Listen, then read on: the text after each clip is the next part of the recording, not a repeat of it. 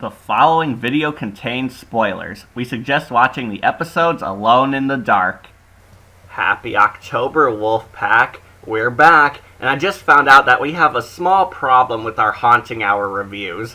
All the requested episodes I have recently done for the show are good episodes, meaning I don't have many bad episodes scheduled for destruction on the channel. I know that sounds like a weird thing to complain about, but I want a little variety on the channel, since having an endless chain of positive episodes is not as thought-provoking as pointing out how the Haunting Hour could improve on its weaker stories. I want to spice things up by offering a small video looking back at some of the negative aspects of the Haunting Hour. Now, I know how awesome the Haunting Hour is, and a lot of the episodes are spectacular, even to this very day. But let's not lie, the show has had its bad episodes. Episodes like Poof de Fromage, My Robot, and Stage Fright are the most universally despised episodes that nobody ever wants to remember. However, this video is not a worst episodes list, but instead a list of Haunting Hour stories that everybody loves, except for me. You've all had feelings like this before. You know, the feeling where everybody praises something as the greatest thing ever, but you yourself don't feel the hype surrounding whatever others adore. I have these feelings towards the episodes featured on this list. Don't worry, these are not the absolute worst episodes in my opinion, but they are stories I disliked because of how flawed they came out in my own eyes. This is strictly opinion-based, so don't get all pissed off if an episode you love is on here. If you love these episodes, then please, feel free to tell me why you admire them in the comments section. I'm curious to know why people love these episodes that I despise with a passion. I've reviewed most of the episodes on this list, so I'll keep it short. So let's stop wasting time and begin. This is the top 5 Haunting Hour episodes I hate, but everyone loves. Number 5. Pool Shark. Oh, Pool Shark. Now here's an episode with an amazing concept that's completely thrown away for a ton of stupid cliches.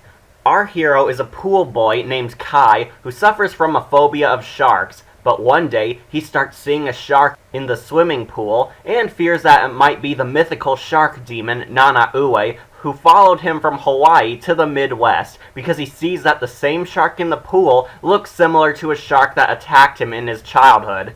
Eventually, Kai is forced to confront his fears once and for all, where he learns that the shark demon Nana-Ue is actually his father, and he himself is a were-shark. Now that sounds totally awesome. How could something this magnificent go wrong? Well, the love triangle. Oh my gosh, the stupid love triangle. Not going to lie, the love story of this episode sucks. It sucks so much. There is a second plot in this episode where Kai falls in love with this hot girl named Alexa who comes to the pool every day to learn how to become a pro swimmer. And that's all we know about her. Yeah, this girl has no personality, no character arc, and absolutely no chemistry with our hero Kai at all. She's not a character, she's a trophy. She's somebody we want to see Kai win in the end, and not a character in her own right. Alexa does absolutely nothing useful in this episode at all, except for acting as a shoulder for Kai to cry on. She just drags down the plot every time the episode shifts focus on her and Kai getting shipped together. It's honestly mind-blowing how Kai goes from being terrified of this shark demon at his place of work to him feeling shy around his crush Alexa. Yeah, I'm sure none of you would let something like a supernatural demon interfere with your love life at all. The love story and the horror story do not play off of each other that well, thanks to their tones being the exact opposite. Oh my gosh, there's a shark demon after me. What do I do? Oh, there's Alexa. I hope she likes me. But here's something I neglected to tell all of you in the review, since I found it too stupid to talk about. When Kai's father reveals his were-shark heritage to his son, the dad also tells Kai that his mother is aware of the shark clan, since he exposed his powers to her as a gesture of love. Why? Get this. The dad says that only a special kind of woman will accept you for who you are. And all of a sudden, Alexa walks in and gives Kai a longing look. So basically, the father is implying that Kai and Alexa's love for each other was destined to come true.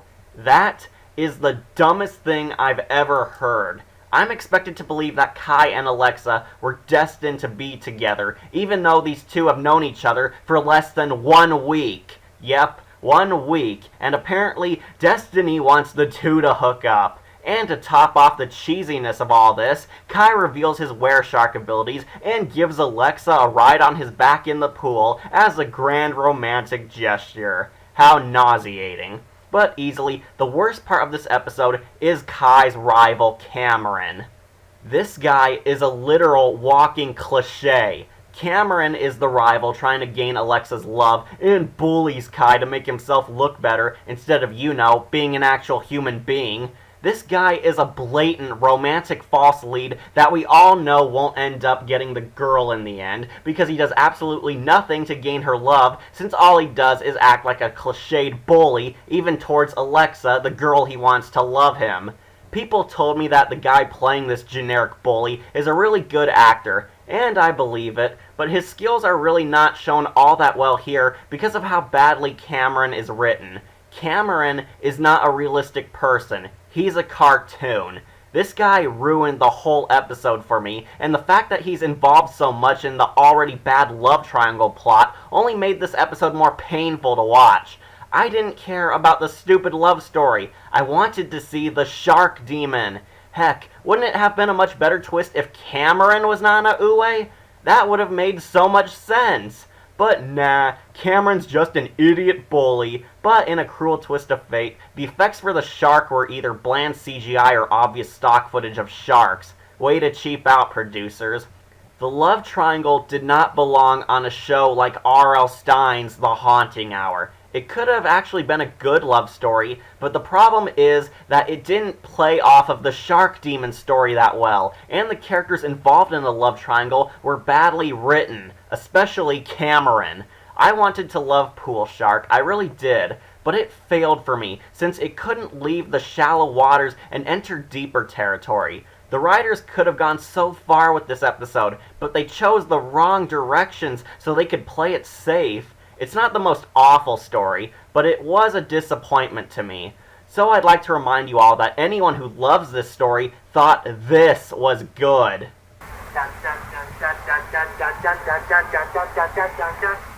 Sorry, Pool Shark. I love your ideas, but you ended up drowning in bad cliches. Number 4. Night of the Mummy. If you can believe it or not, this was actually a story I used to love when it first came out. However, as much as I enjoy The Haunting Hour, I'm also making sure that these stories hold up well long after the show ended, and sadly, Night of the Mummy did not hold up that well at all. Again, it's not the worst story ever. In fact, it did have a lot of high points. This is a very visually impressive episode to look at, and the CGI moments do look impressive. So why do I hate this episode? Well, the story is an awful mess. I mean it. The worst part of this episode is how badly the story ties together.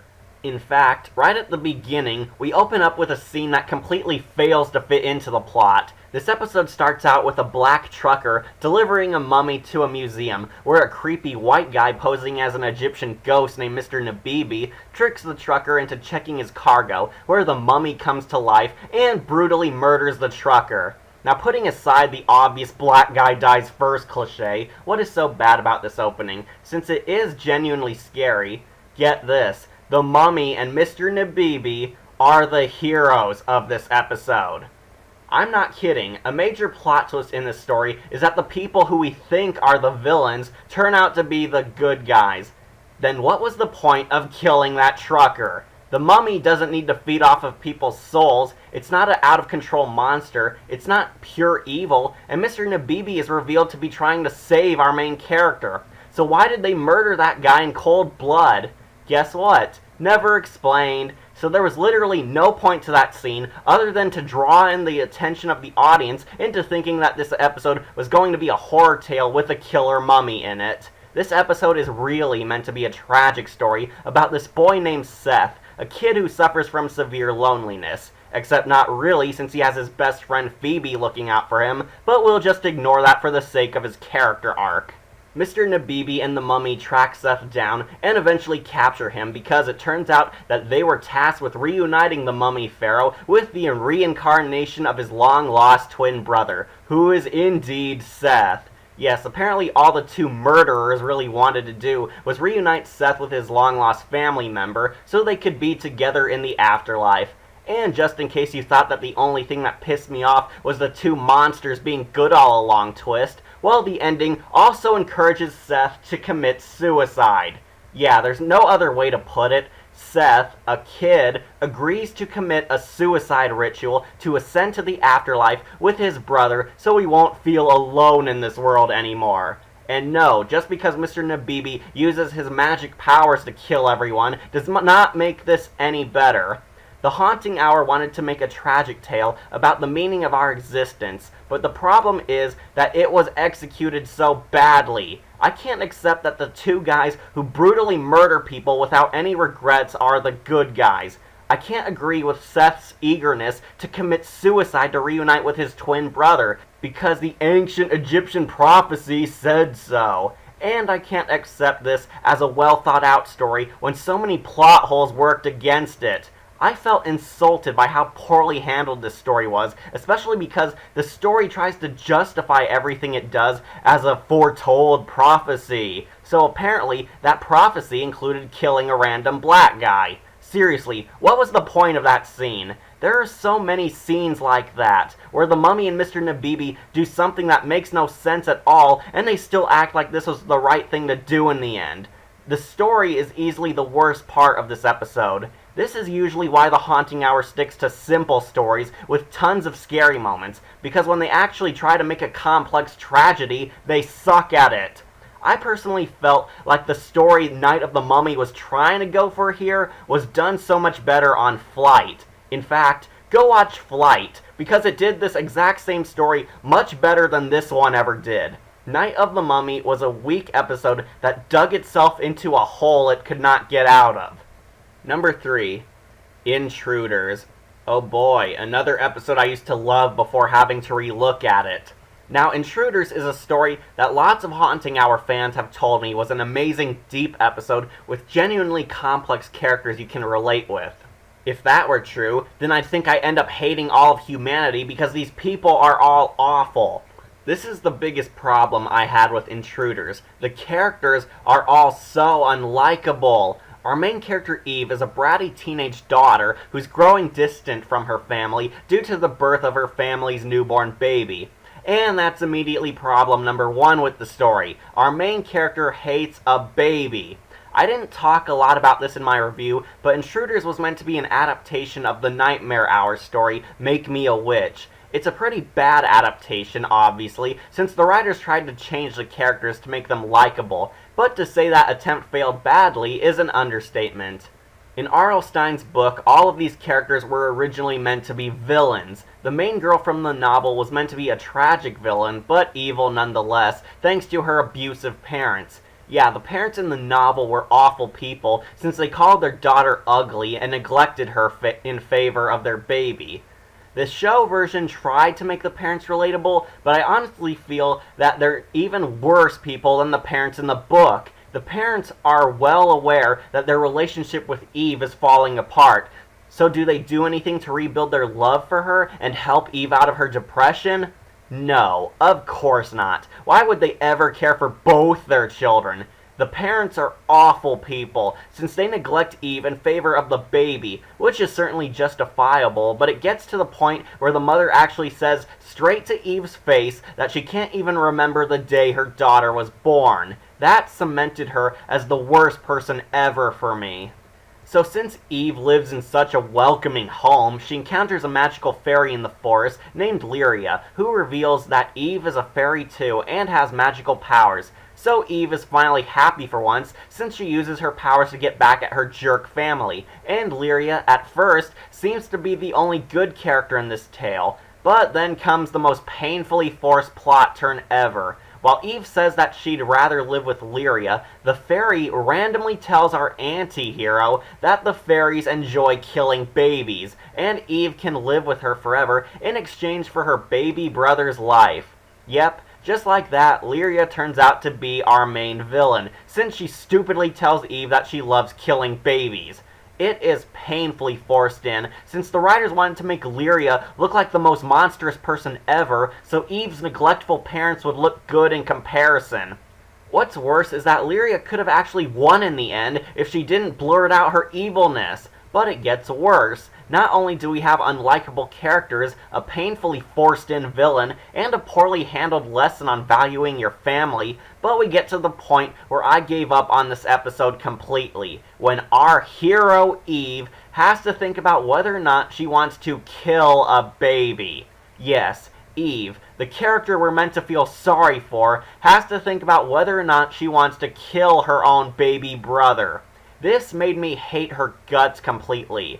Oh, but the parents in Lyria aren't safe from my wrath either. Eve's parents are uncaring, unsympathetic, and the fact that we were supposed to see them in the right this whole time is insulting, since they did nothing to help Eve get over her emotional pain. Lyria could have been a genuinely complex character, but they threw out all chances of character development just to make her another cackling psychopath who loves killing children with no regrets.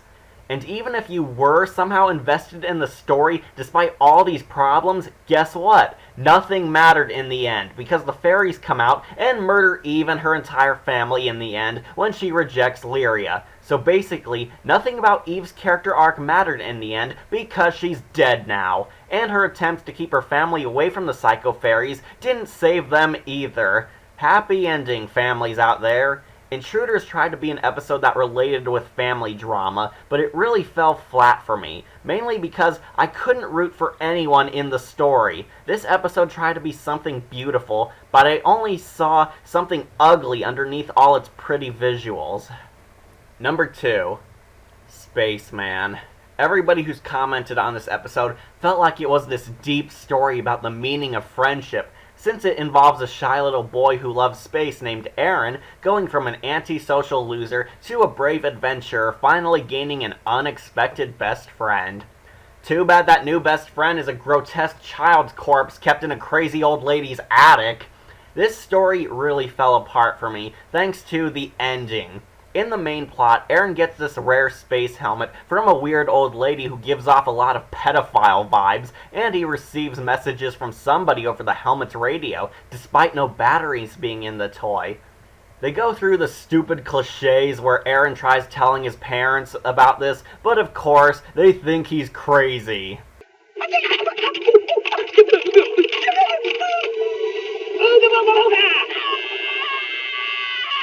Well, he's not going to do anything. Eventually, Aaron decides to handle this mystery alone, since Lord knows his parents don't care about him, and he discovers that the person on the other end of the line is the long-dead son of the creepy old lady. However, in the canon ending to this, Aaron decides that he wants to come over to crazy old lady's house every day for the rest of his life to play Spaceman with the decaying corpse of her ghost son. And to rub salt in the wounds, this little bit of pure insanity is treated as a happy ending. I'm dead serious. We're supposed to be happy that our kid hero is willingly going to come over to this psychotic old crone's house to spend time playing with a child's dead body. How is this a happy ending? This isn't charming. It's disturbing beyond all belief.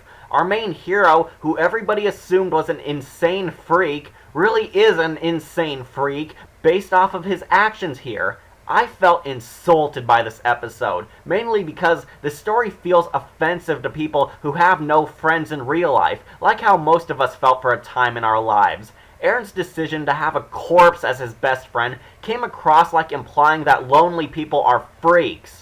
I probably wouldn't have had a problem with this if the ghost child was a spirit and not a dead body festering in his mother's attic, since this feels like a homage to Psycho, but if Norman Bates' life choices were meant to be seen as the correct thing to do. But the fact that Aaron is totally cool with this insane scenario makes him look demented. Not to mention, this episode sort of implies that if you are someone who has dead relatives like the crazy old lady, then you should never let them go and move on with your life.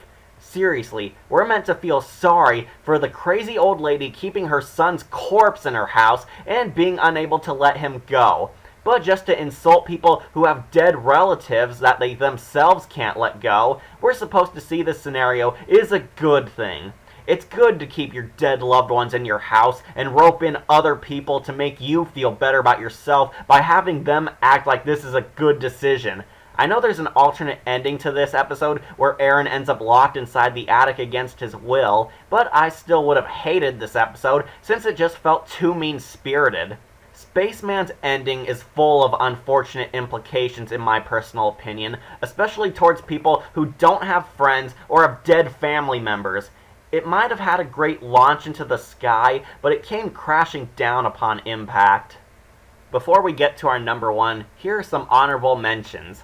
Terrible Love. The Haunting Hour Does the Love Potion story. Oh joy, everyone. The big problem I had with this one is that our villain sucked. The Most Evil Sorcerer. I know it's based off of one of the Nightmare Hour shorts, but it is so boring, not to mention very slow-paced, especially for a two-parter. Near Mint Condition. Yes, there were people who actually liked this episode to my surprise. I didn't because the villain sucked. One of the worst antagonists ever. Seance. Everybody tells me that this is the scariest episode ever, but I strongly disagree because I didn't think that this story held up that well at all. And finally, we reach our number one. Goodwill Toward Men. Yes, the series finale to one of the greatest shows ever was sadly a colossal disappointment in my mind. I absolutely hated this story for how badly it was handled. We have awful characters, a boring story, a villain with wasted potential, no scary moments at all, and one of the worst Christmas lessons I've ever heard in my life. I'm honestly surprised that nobody complained about this story. The plot follows a little girl named Missy, who is played by the only redeemable quality of this episode, Joey King, and she and her family are punished by an angel for being greedy Scrooges on Christmas Day towards all the lower class people working under them. Missy and her family get their karma when a family they mistreated are given their lives as wealthy elites, while Missy and her jerk family suddenly find themselves homeless now. And about half of this episode comes down to the jerk family crying about how we're not rich anymore, being poor sucks. Yeah, I so hope these guys get a happy ending.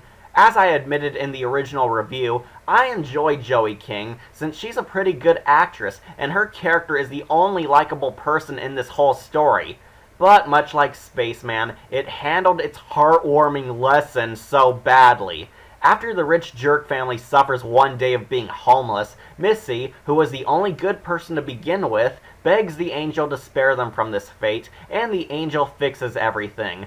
But in a hilarious twist, Missy is now living with a new rich family, while her original family are now working as their gardeners, and are apparently happy being middle class now. But in the closing minutes of this episode, we get the most idiotic Christmas lesson ever. The lesson that even the rich deserve Christmas too. Did you hear that, all you people who are not in the 1%? That even the rich deserve Christmas too. Yeah, I sure hope all those wealthy elites who can buy 1,000 summer homes will be able to enjoy their Christmas celebration this year, while all those poor homeless people are still suffering in the gutters.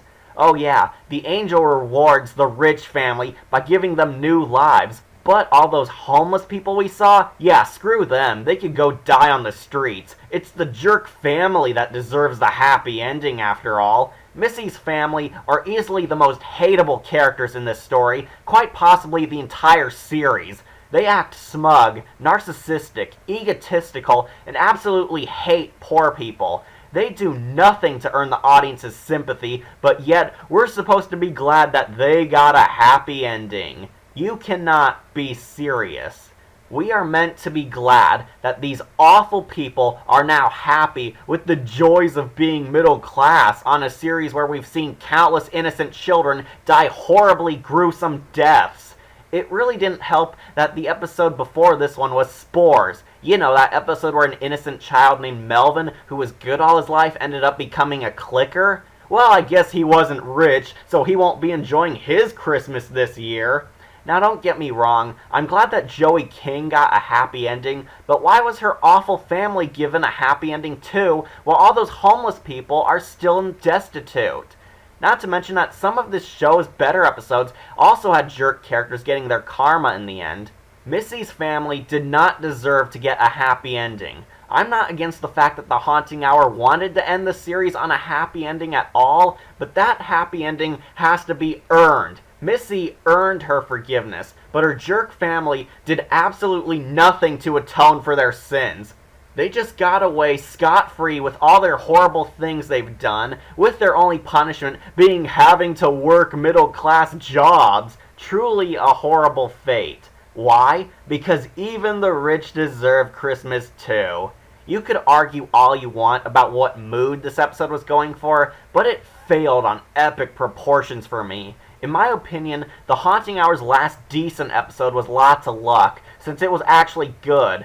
Goodwill Toward Men wanted to be an uplifting send-off to The Haunting Hour, but it was poorly executed. Well, that's all the complaining I have for today, so now I can get back on track to reviewing good episodes. As I said, these are not the absolute worst episodes ever, but in my opinion, they sucked at what they wanted to be. So does this mean we're out of bad Haunting Hour episodes? Nope. Sorry to disappoint you all, but we do sadly still have bad episodes out there that I haven't gotten to just yet. But on the plus side, we do have more good episodes now on our radar, so we can look forward to completing the series soon enough. I hope all of you enjoyed this video and respect my opinion. Remember to like, comment, and subscribe, or just tune in for more videos posted here on Wolf Entertainment. I'm your host, Catastrophe, and I look forward to seeing you all in this month of horror. Dun, dun, dun, dun, dun, dun, dun, dun, dun, dun, dun, dun, dun, dun, dun.